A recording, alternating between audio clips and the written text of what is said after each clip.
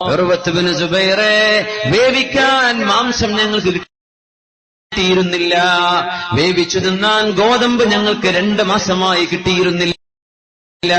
പിന്നെ എങ്ങനെയാ നിങ്ങൾ ജീവിച്ചത്?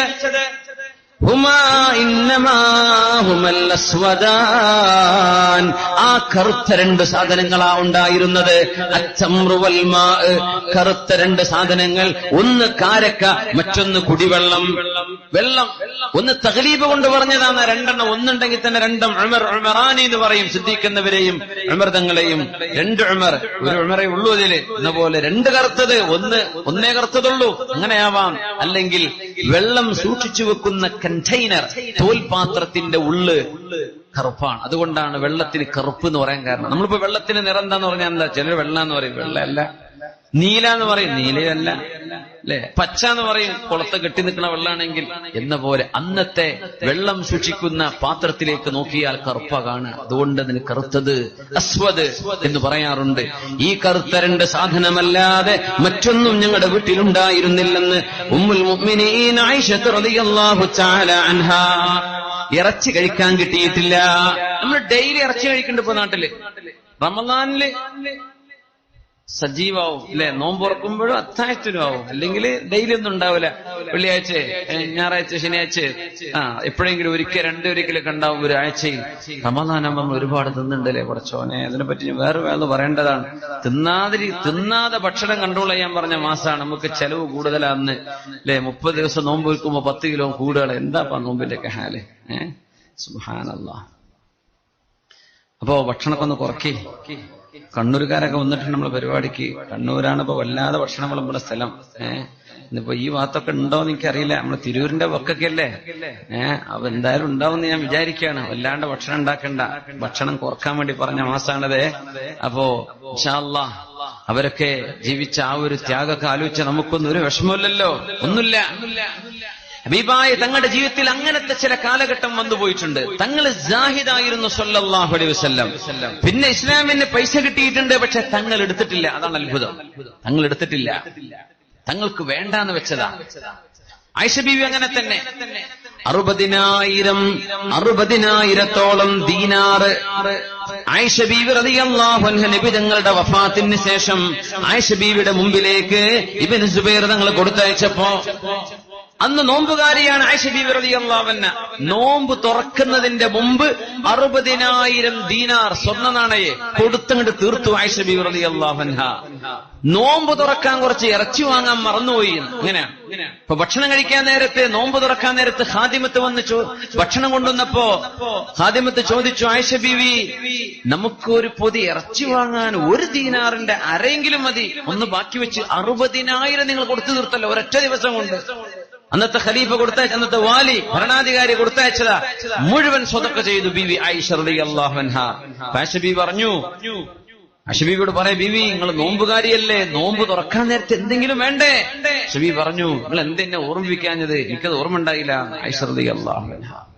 എന്താ ചെയ്യുക? ഇതിനാണ് സുഹദ് എന്ന് പറയാം, ഉണ്ടായിട്ട് എടുക്കാതിരിക്കാൻ. ഹുനൈൻ യുദ്ധം കഴിഞ്ഞിരിക്കുമ്പോ ഹബീബായ നബി തങ്ങളുടെ മുമ്പിൽ ഒരുപാട് സമ്പത്ത് വന്ന യുദ്ധമാണ് ഹുനൈൻ. മക്ക ഫതഹിന്റെ ശേഷം നടന്ന യുദ്ധമാണത്. നബി തങ്ങൾക്ക് കിട്ടിയ ആടുകളുടെ മാത്രം എണ്ണം 60,000. 60,000 ആടുകള്, 30,000 പകരം പശുക്കള്, 20,000 ഒട്ടകങ്ങൾ ഗനീമത്ത് കിട്ടിയ യുദ്ധമാണ് ഹുനൈൻ. എത്ര? 60,000 ആട്, 30,000 പശുക്കള് മിനൽ ബഖർ, പിന്നെ വഅക്തറു മിൻ 20,000 മിനൽ ഇബിൽ, ഒട്ടകം 20,000 അത്രയും കിട്ടി. നബി തങ്ങൾ എടുത്തിട്ടുണ്ടോ സല്ലല്ലാഹു അലൈഹി വസല്ലം? ഇല്ല. ആ സമ്പത്ത് മുഴുവനും 60,000 ആടുകളും 30,000 പശുക്കളും 20,000 ഒട്ടകങ്ങളും 2 മലയുടെ ഇടയിൽ ഇങ്ങനെ നിർത്തിയപ്പോ സഫ്വാൻ ഇബ്നു ഉമയ്യ അന്ന് മുസ്ലിമായിട്ടില്ല, മക്കക്കാരനാണ്. ഏതാനും ദിവസങ്ങളായിട്ടേ ഉള്ളൂ മുസ്ലിമായിട്ട്, ഇസ്ലാമിലേക്ക് വന്നിട്ടേ ഉള്ളൂ. സഫ്വാൻ ഇബ്നു ഉമയ്യ റളിയല്ലാഹു അൻഹു മുസ്ലിമായി ഇങ്ങോട്ട് ഫ്രഷ് ആയിട്ട് വന്നിരിക്കുകയാണ്. ഈ സമ്പത്ത് മുഴുവനും കണ്ടപ്പോ, ഈ സമ്പത്തിലേക്ക് നോക്കുന്നത് കണ്ടപ്പോ നബി തങ്ങളോട് വിളിച്ചു, യാ മുഹമ്മദ് നബിയേ. തങ്ങൾ ചോദിച്ചു, നിനക്ക് എന്താണ് വേണ്ടത്? എന്തോ ഒരു സമ്പത്ത്, എത്രമാത്രം സമ്പത്തുണ്ട് ഇതൊക്കെ. ഇങ്ങനെ ഒരു ആട്ടിൻപറ്റത്തെ കന്നുകാലികളെ ഞാൻ കണ്ടിട്ടില്ലല്ലോ.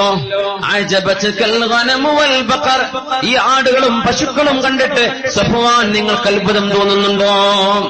ഉണ്ട് നബിയെ, ഉണ്ട്. ഈ സമ്പത്ത് മുഴുവനും നിനക്ക് വേണമെങ്കിൽ കൊണ്ടുപോകാം, എടുത്തോ സഫ്വാൻ ഇബ്നു ഉമയ്യ, വേണ്ടത് നിങ്ങൾ കൊണ്ടുപോയിക്കോളൂ. ഹബീബ് സല്ലല്ലാഹു അലൈഹി വസല്ലം പറഞ്ഞു കൊടുക്കാൻ, വേണ്ടത് കൊണ്ടുപോയിക്കോ. തെളിച്ചു കൊണ്ടുപോകാൻ പറ്റുന്ന അത്രയും തെളിച്ചു കൊണ്ടുപോയി സഫ്വാൻ ഇബ്നു ഉമയ്യ റളിയല്ലാഹു തആല അൻഹു. ഈ സമ്പത്തിന് ബിദങ്ങൾ കൊടുത്തത് അവരുടെ ഇസ്ലാം ഉറക്കാൻ കാരണമായി, അവരുടെ കുടുംബത്തിൽ നിന്ന് ഒരുപാട് ആളുകൾ മുസ്ലിമീങ്ങളാവാൻ കാരണമായി. വിഭായ തങ്ങൾ എങ്ങനെയാണ് വകൈഫ തദഉ ഇലദ്ദുനിയാ ദറൂറത്തു മൻ, ബുർദയിൽ ഇമാം ബുസ്രി തങ്ങൾ പാടിയല്ലോ, വറാവദതുഹുൽ ജിബാലു ശുമ്മു മിൻ ദഹബി അൻ നഫ്സിഹി ഫഅറാഹ അയ്യമാ ശമമി മൗലായ സ്വല്ലി വസല്ലിം ദായിമൻ അബദാ അലാ ഹബീബിക ഖൈറിൽ ഖൽഖി കുല്ലിഹിം. മലകൾ നബിയോട് വിളിച്ചു പറഞ്ഞിട്ടുണ്ട്, നബിയെ ഞങ്ങൾ സ്വർണമായി മാറിക്കൊള്ളട്ടെയോ? എനിക്ക് വേണ്ട ഞങ്ങൾ പറഞ്ഞു. وكيف تدعو إلى الدنيا ضرورة من وكيف تدعو إلى الدنيا ضرورة من لولاه لم تخرج الدنيا من العدم مولاي صل وسلم دائما أبدا على حبيبك خير الخلق كلهم. ഹബീബായ നബി ഞങ്ങൾക്ക് അതിന്റെ ആവശ്യമുണ്ടോ? ലൗലാഹു ലം തുഖ്റജി ദുനിയാ മിനൽ ഇദമി, തങ്ങളില്ലായിരുന്നുവെങ്കിൽ ഈ ലോകത്തെ തന്നെ അല്ലാഹു ഉണ്ടാക്കുമായിരുന്നില്ലല്ലോ. അങ്ങനത്തെ ഹബീബ് ഈ സമ്പത്തിന്റെ പിന്നാലെ പോകുമോ? അങ്ങനെ ജീവിച്ച ഹബീബിന്റെ വീട്ടിലാണ് വലിയ വലിയ സന്തോഷങ്ങൾ ഉണ്ടായത്. ആ ഹബീബിന്റെ വീടാണ് ബൈത്തുൻ നുബുവ, നുബുവത്തിന്റെ വീട്. അവിടെയാണ് വഹി വരുന്നത്, അവിടെയാണ് സന്തോഷം കളിയാടിയത്. എന്താ ആർഭാടമുണ്ടോ? ഒന്നില്ല, വളരെ സിമ്പിളാണ്. ഉമർ റളിയല്ലാഹു അൻഹു പറയാൻ പോകുന്ന ഒരു സംഭവമുണ്ട് വഴിയെ. വളരെ സിമ്പിളാണ് ഹബീബിന്റെ വീട്. അവിടുത്തെ സംഭവങ്ങൾ, സാഹചര്യങ്ങൾ എല്ലാം വളരെ വളരെ വളരെ ലോലമായത്. ഒന്നുമില്ല, സാരമായ ഫർണിച്ചറേ അവിടെ ഉള്ളൂ, ഒന്നുമില്ല. പക്ഷെ അവിടെ സന്തോഷമുണ്ട്. ഖൈറു ബൈത്തിൻ മിനൽ മുസ്ലിമീൻ, മുസ്ലിമീങ്ങളുടെ വീടുകൾ കണ്ട ഏറ്റവും നല്ല വീട് ഹബീബിന്റെ വീടായിരുന്നു സല്ലല്ലാഹു അലൈഹി വസല്ലം.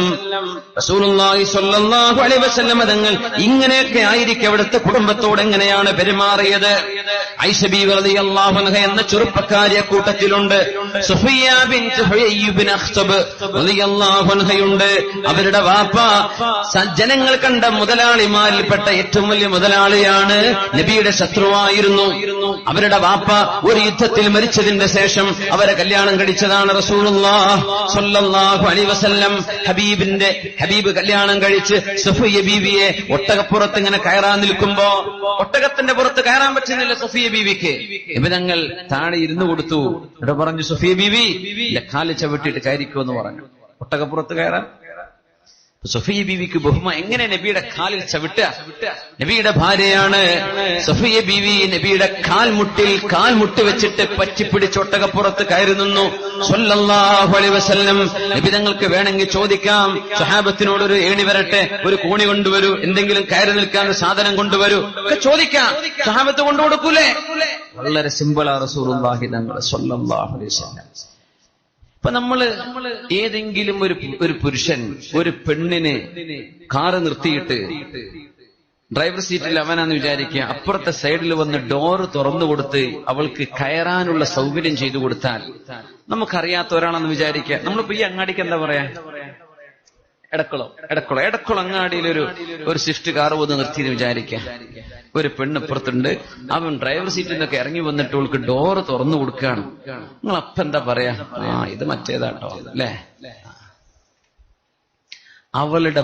അവന്റെ ഭാര്യയാണെങ്കിലോ അവള് നബിതങ്ങൾ ഒട്ടകപ്പുറത്ത് കയറാൻ വേണ്ടി ഡോറ് തുറന്നു കൊടുക്കണ പോലെ നമ്മൾ ഇന്ന് ചെയ്യണ പോലത്തെ പണിയാ തങ്ങൾ ചെയ്തു കൊടുക്കുന്നത്. കാല് വെച്ചു കൊടുക്കുക, സഫിയ എന്റെ കാൽ ചവിട്ടിക്കോളൂ എന്നിട്ട് കയറിക്കോ.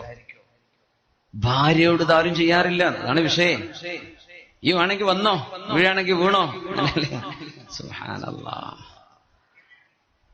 കല്യാണം കഴിഞ്ഞ ഉടനൊക്കെ ഭയങ്കര റൊമാൻറ്റിക്, കുറെ ടൂർ അങ്ങോട്ടും ഇങ്ങോട്ടൊക്കെ ഒരുപാട് പൈസ അടിച്ചു പൊളിച്ച്.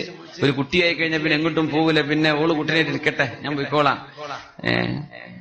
ഒരുപാട് സന്തോഷങ്ങൾ നിലന്നു പോവേണ്ട കുടുംബങ്ങളാണ്. പക്ഷേ ഒന്ന് മെയിൻറ്റെയിൻ ചെയ്യാൻ നമുക്ക് സാധിക്കാതെ വരുന്നുണ്ട്. അതൊക്കെ ഒന്ന് ശ്രദ്ധിച്ചാൽ നമ്മുടെ കുടുംബത്തിലൊക്കെ വലിയ സന്തോഷങ്ങൾ ഉണ്ടാവും.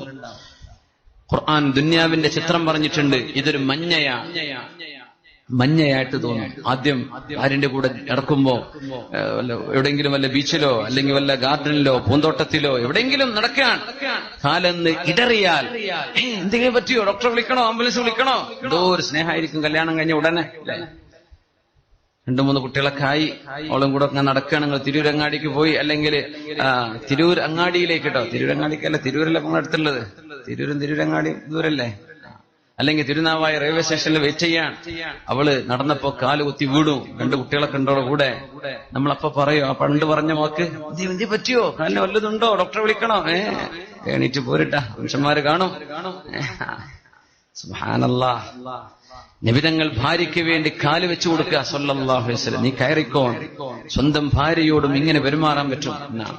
നമ്മളൊന്നും ഭാര്യമാരോട് മോശമായി പെരുമാറുന്നവരായതുകൊണ്ടല്ല, ഇതിലൊക്കെ സുന്നത്തുണ്ട് എന്ന് പഠിപ്പിക്കാനാ സല്ലല്ലാഹു അലൈഹി വസല്ലം പഠിപ്പിക്കുന്നത്. നിന്റെ ഭാര്യയുടെ വായിലേക്ക് തങ്ങൾ പറയുമായി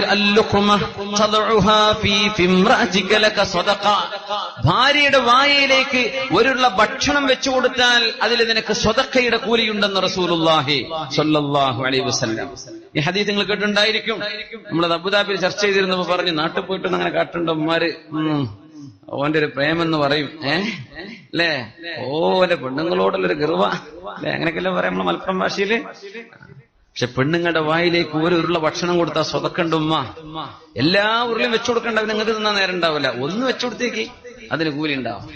അതിന് സ്വതക്കയുടെ കൂലി. ആ സ്വതക്ക കിട്ടാത്ത പോലെ എത്ര ഉണ്ടാവും നമ്മൾ കൂട്ടത്തിൽ കല്യാണം കഴിച്ചിരിക്കണോല്, ഉമ്മാരും വാപ്പാരൊക്കെ, അല്ലെ, ചെറുപ്പക്കാരും പ്രായമുള്ളവരൊക്കെ.